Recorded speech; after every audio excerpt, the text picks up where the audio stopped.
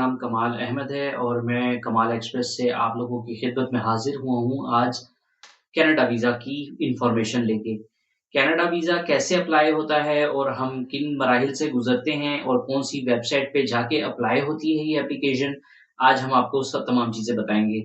तो सबसे पहले चलते हैं आपके पास जो डॉक्यूमेंट्स रिक्वायर्ड हैं वो हैं आपके पासपोर्ट की वैलिडिटी बहुत मैटर करती है, जिस तरह मैंने अपने मलेशिया के अंदर भी बताया था। एक बात याद रखिएगा जो कि बहुत अहम और निहायत ही ज़रूरी चीज़ है कि आपका जो पासपोर्ट है वो सबसे पहले 9 months from the exit time से वैलिडिटी आपकी शुरू होती है। तो ये अपने पासपोर्ट को कभी भी अप्लाई करना है किसी भी वीज़े के लिए तो आपके पास जो आपका डॉक्यूमेंट है वो वैलिड होना चाहिए। यानी आपका ऑर्डिनरी पासपोर्ट है, आपका कंप्यूटराइज़्ड पासपोर्ट है तो उसको वैलिड होना चाहिए। हमें कनाडा की वीज़ा एप्लीकेशन को सिर्फ ना ही फिल आउट करने के लिए तमाम चीज़ें चाहिए होती हैं, बल्कि तमाम वीज़ा की जितनी भी चीज़ें आपको जो रिक्वायरमेंट है आपकी वो इन्हीं लिस्ट के ऊपर सरफ़हरिस्त होती है कि आपने कभी भी किसी चीज़ को अप्लाई करना है, इवन कि आपके कोई भी क्लेरिकल वर्क है, तो आपको ये तमाम डॉक्यूमेंट्स की ज़रूरत पड़ेगी। तो नाज़रीन व एहतराम सबसे पहले चलते हैं, आपका पासपोर्ट वैलिड होना चाहिए, आपकी जो फ़ोटोग्राफ है विदाउट ग्लासेस दोनों कान आपके नुमायाँ होने चाहिए, सर पे दुपट्टा नहीं होना चाहिए और व्हाइट बैकग्राउंड के साथ आपके नेक तक 35 बाय 45 एमएम की एक फ़ोटोग्राफ रिक्वायर्ड होती है, जो कि आपको उसमें अपलोड करना पड़ती है और फिर आपके डॉक्यूमेंट्स में अगर आप जॉब करते हैं, तो फिर आपका जॉब लेटर और अगर आप बिज़नेस करते हैं, तो आपका बिज़नेस का लेटर हेड इस्तेमाल होता है।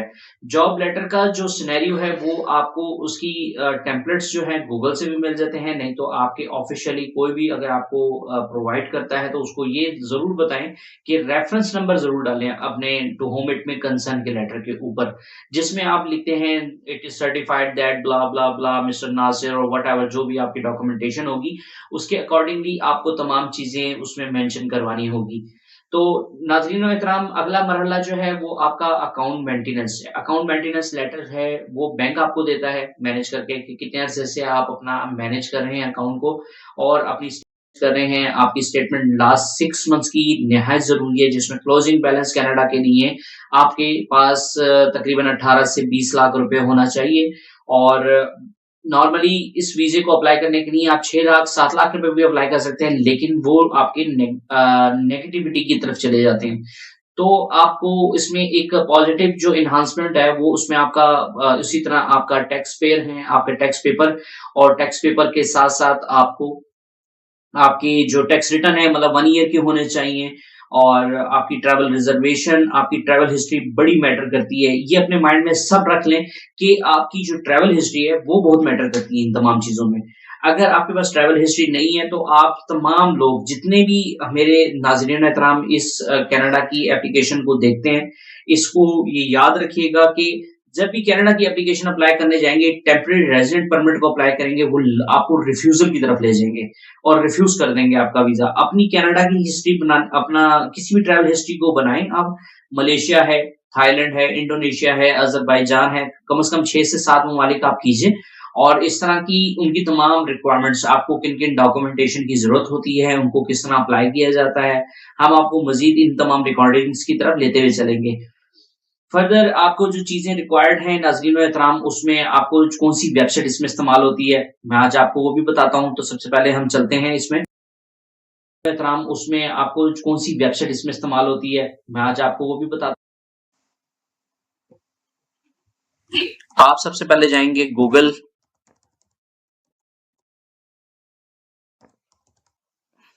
आप गूगल क्रोम खोल लीजिए। गूगल क्रोम पे खोलने के बाद आपको जो डॉक्यूमेंट्स रिक्वायर्ड हैं, वो है आपका आपने लिखना है इस पे जीसी की, जैसे कि मैंने पहले लिखा हुआ है जेसी की कनाडा।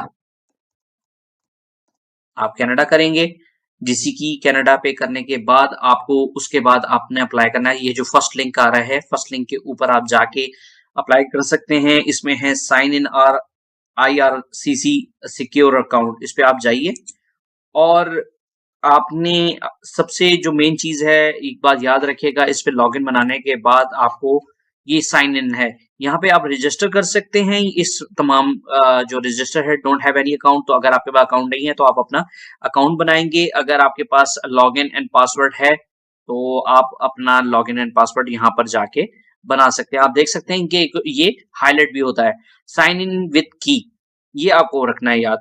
इसी तरह आप अपनी एप्लीकेशन को अप्लाई करने के लिए आपको इसमें जाना होता है, और इस अप्लाई करने के बाद अगर आप इस बटन को दबाते हैं, तो हमें क्या होगा कि एप्लीकेशन की आपकी जितनी नेसेसिटीज हैं या उसकी रिक्वायरमेंट्स हैं, आप यहाँ पर अगर करते हैं तो आप साइन अप कर सकते हैं। सबसे पहले अपना one user name, one password आप बनाएंगे और साइन अप करके इस एप्लीकेशन।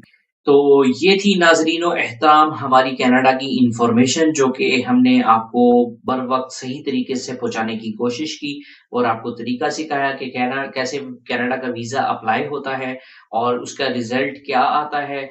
ये आप हमारे वेबसाइट के ऊपर, हमारे चैनल के ऊपर आके सीख सकते हैं, और यही क्लिप आप अपने तमाम दोस्तों, अपने भाइयों, अपनी बहनों, अपने अहबाब के साथ शेयर कीजिए, ताकि उनको पता चले कि कनाडा का वीज़ा किस तरह अप्लाई होता है। हम आपसे ये रिक्वेस्ट करेंगे कि जाते हुए बेल आइकन को प्रेस कीजिए और हमारे चैनल को सब्सक्राइब कीजिए, ताकि आने वाली तमाम अपडेटेड नई कंट्री की इंफॉर्मेशन आप तक बर वक्त पहुंच सके। और आपसे हम इजाजत चाहते हैं। नेक्स्ट वीडियो के लिए इंतजार कीजिए।